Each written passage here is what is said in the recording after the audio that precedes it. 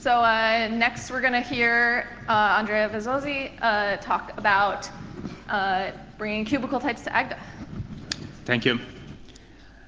So this is joint work with Anders Morberg and Andrea Saba. And we will start by looking at what equality is in intensional type theories, right? In the kind of type theories where Koch and Agda are based on. And they tend to, you have this one notion of equality, right? That's the main notion that every property of your language respects. And it's defined as this inductive type with a single constructor reference, which makes it very easy to eliminate from it, right? So either in Agda pattern matching or with equations, you just have to give the case for reflexivity, and everything works. And this can also work as programming languages in the sense that since every term of an equality type we reduce to refer in a closed context, you don't get stuck, right? This kind of transport proceeds. But it's not the nicest equality yet, because there are many things that are prevented from this setup, right? So we would like to reason in our proofs in an extensional way, most of the time, right? So you would like to be able to prove two things equal as long as they behave the same, as long as your language cannot tell the difference between them. But with the setup that I showed so far, you cannot have function intensionality or bisimilarity principles without breaking some of it. For example, you could act this as an axiom, but break reduction, right? You get stuck. And what this means is that even very simple theorems you would like to prove, like that the reader T monad on maybe is a functor, right? That's not provable. Or streams, they don't actually have the structure of a functor, unless you start reasoning with custom equivalence relations. You say, okay, I'm always reasoning about streams up to bisimilarity as defined internally in the language.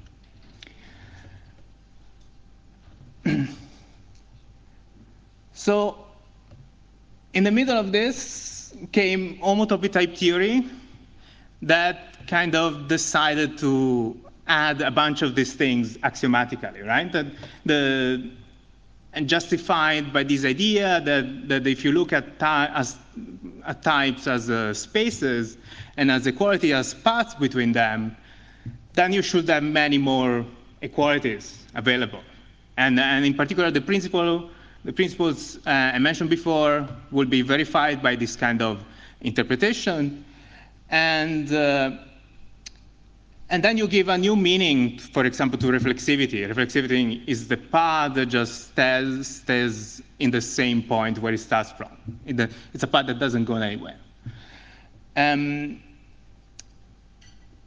you also add at this point more principles, even principles that you wouldn't expect from, they wouldn't have needed before, right? So you have a univalence that tells you that if you're trying to build an equality between types, you can just give an equivalence between them. And then you have also a way to add this kind of paths, this kind of equalities inductively with what are called higher inductive types, which allow you to define constructors that as the target type have equality. So for example, looking more at higher inductive types, we all know that list is the free monoid on A, right? Or you could prove it. But this is not actually kind of obvious from how it's defined, right? So, because a monoid is a binary operations with an associativity law. And with higher inductive types, you can actually define this directly from the axioms, right? You write down the axiom as an inductive type.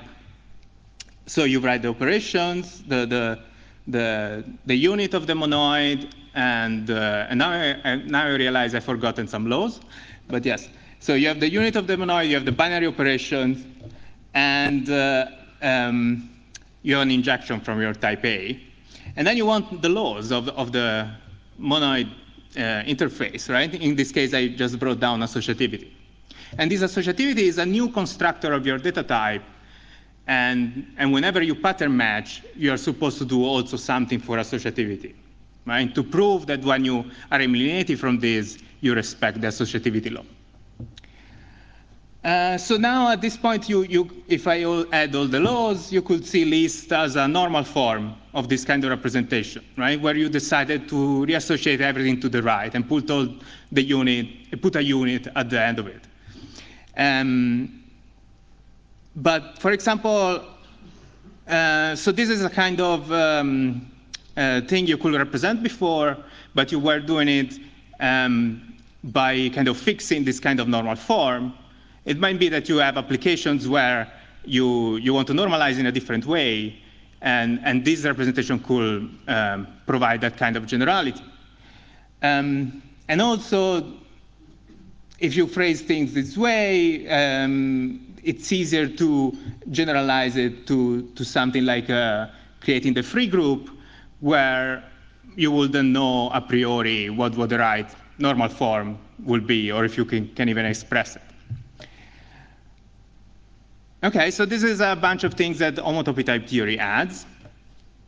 But it doesn't tell you anything about how to compute with this stuff. And that's where cubical type theory comes in. So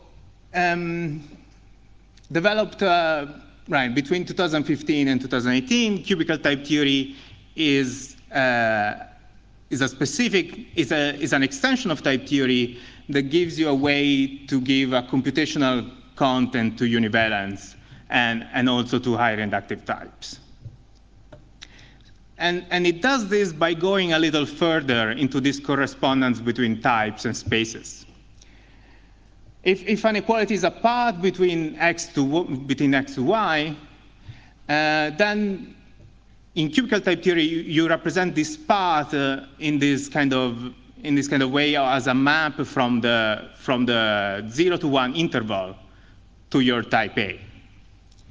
And for that, we have we add an abstract type I that stands for this interval inside our theory.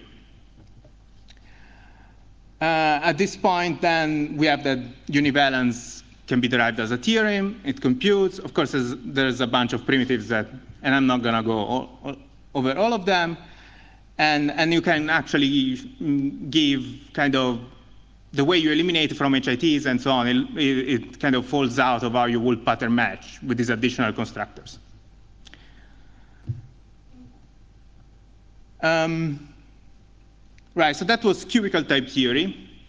And now Cubical Agda itself is an extension of the Agda proof assistant with all these kinds of features, plus a deeper integration of pattern matching for HITs in the general Agda pattern matching, handling co-inductive types, and a couple of technical things, like the interval is really a type in your theory, and you have some kind of restriction types, and so on. We have a library on GitHub where we are growing kind of a code base of examples and things you will want to have. And it's nice to know that, I mean, it's not just the main developers that are using this. We have contributors that just popped up as long as we had this on GitHub. So let's see more in detail. What we have is this interval type I with two endpoints that are written I0 and I1. These look like constructors, but you're not really allowed to pattern match on this. And then we add a notion of paths in a family of types indexed by I, right? So we have this path P type former, which is a new primitive type former that takes a family of types and something on the 0 side of that family and something on the right side of that family. And these are really kind of they're really kind of treated as special kind of functions in the system. So whenever you have a simple function from the interval, you can build one of these paths by doing a lambda abstraction. And whenever you have one of these paths, you can apply it to an element of I to get an element of A at an element of A. What we get on top of this is that these are keeping track of the endpoints at 0 and at 1. So for example, if you have a path P of that type between A0 and A1, you already know what it's going to do when you apply it to 0 and to 1. So we do have these extra equalities as really reduction rules. So then in this setting, we can use for our kind of standard equality, instead of the usual inductively defined equality, we can use the homogeneous versions of this path type. So let's see a specific example. In Agda, you define streams, at least one way to do it is as a record with 2 projections, one that gives you the head of the stream and one that gives you the rest of it, the tail. And you just have to declare that it's going to be a co-inductive type. And this mostly deals with termination checking or productivity checking. And then you can define functions by saying what they do for each copattern, right? So if you want to implement map, you just have to say what happens for when you project the head of this mapped element and what happens when you project the tail of it. And this kind of seamlessly kind of extends to actually defining paths between streams. Which paths between streams, like in this example, right? So we have that map SID of XS is supposed to define a stream, so it will have an extra I argument to it, which is the interval argument. And then at this point, after we have received that interval argument, we have to produce a stream itself. So then we can use copatterns to define that stream. And here, for example, we kind of co-recurse in this proof, right? This proof of equality actually inherits this co-recursion principle from the fact that streams are co-inductive. So you are defining a proof of equality in terms of itself, but it's still productive because you're really defining these functions into streams. And to check that it's really the same, that it's really connecting the 2 streams you were talking about, we could go over this. We check that kind of the left-hand sides, when replaced with 1 or 0, give the right corresponding things that you get from the type. But we skip over this because of time. And finally, you can kind of go through the whole proof and defining bisimilarity internally and prove that it's equal to the equality on stream. Another application of higher inductive types in homotopy type theory is to reason about spaces in a syntactic way up to homotopy. So you can represent spaces as just kind of giving what the points and paths are in that space and giving them as path constructors into some type. So you can define the torus by first wrapping, by starting from a square and then wrapping in this way. And then you can define functions pattern matchings on this kind of operations. And for the path constructors, for example, here we are going from here we also define the circle, and we prove that there's maps back and forth from a torus and two circles. And when you're pattern matching here on pairs of circles, you're gonna have to also give cases for the loop constructors. And those loop constructors, since they essentially are functions from an interval, they bring in scope an extra interval variable.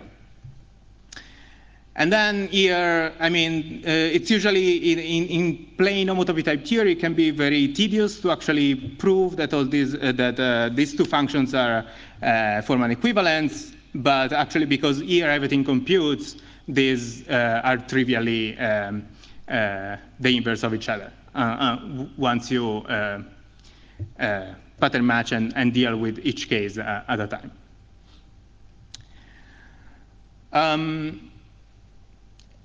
So there's some more primitives that that kind of give how you are kind of eliminating from these paths. For example, there's a primitive that essentially does the transport operation based on the shape of the path. But there's also a primitive that allows you to string together paths, or more like in this case, if you have two paths, right, from x to y and y to z, and you want to bring them together from x to z, you can actually kind of create this U shape and ask for the square to be completed. And this works because, well, if you were thinking of this as really equalities, then here you're just kind of using transitivities and maybe inverses together. And why is this extra operation interesting is because for HITs, for higher inductive types, this needs to be added as an extra constructor of the language. It's the way you represent composing a loop with itself. You create one of these constructors. And then you also need to kind of, whenever you have this pattern matching definition, the user will give you these clauses, because those are the constructors that the users declare. Those are the ones that he will give the clauses for. And the internal Agda representation will be able to generate extra clauses for HComp. Instead of going over the details of that, I will just conclude. So Cubical Agda is now part of the latest release of Agda, 2.2601, and we have a library on GitHub that you can check out, and there are many examples there. Thank you.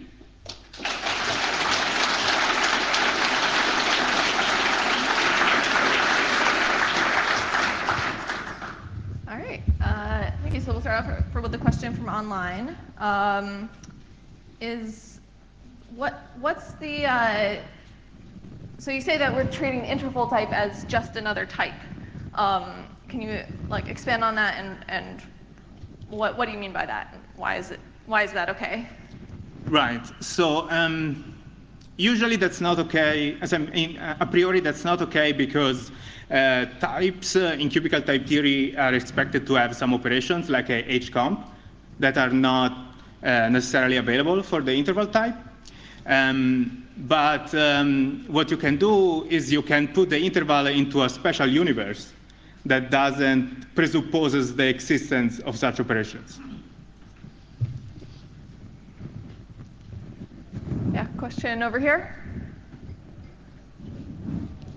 So you give several primitives for working with the cubical type theory. Is there some sense in which those primitives are complete for cubical type theory? And I'm not sure exactly how to formalize that question. They're strong enough to, for example, prove that you have that the path type is equivalent to an axiomatized equality type. Right, and also to prove the universal properties of the type formers in questions. Another question from online. Do you feel like the community of people doing hot in Agda are going to be moving to, or have already moved to Cubical Agda? And If so, or if not, then why? Some of them have, right? Or at least I've tried out Cubical Agda. I suppose one sticking point yet is that pattern matching on equality proofs is soon to be supported, so that will ease the transition a lot. Great. Another question from here. Yeah, here. Agda is well known for its top-notch interactive environment. I was wondering whether cubical type theory poses any fresh challenges to interactively building things for users, and if so, how you've solved them. So one thing is that in type theory you could always kind of collect equality constraints on your open goals. But in Cubical Agda, that's like every time you introduce a lambda for a path, right? So then kind of the one of the recent releases or in master, we started printing the constraints when you print a goal, which helps. Okay. What is the flavor, like what kind of cubical type theory does Cubical Agda implement in terms of the categories of cubes? The Morgan cubes, yes. Yeah, up here. Should we rewrite all our setoid-based proofs using Cubical Agda now? I think so, yes.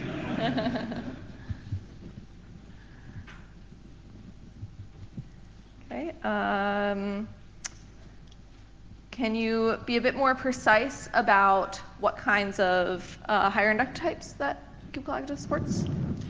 So right now, it's everything that passes strict positivity.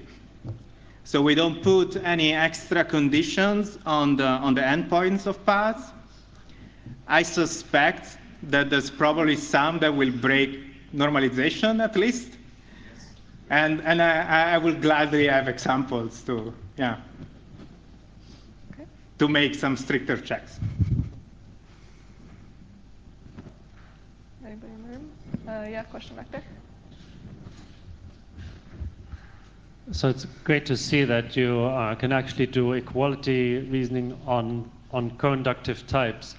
But in Agda, you also have size types for anything co-inductive that's more complicated than streams. Is there any special interaction between size types and cubical types? Or does it just work out of the box together? So, I mean, strictly speaking, it just works out of the box, but you don't get a great result out of it. The problem is that for size types to really work properly, you will like some form of size irrelevance principle in your language. But right now, these sizes are just like any other function argument. So there's no such irrelevance, and so you don't get to prove kind of the usual universal properties here you would like.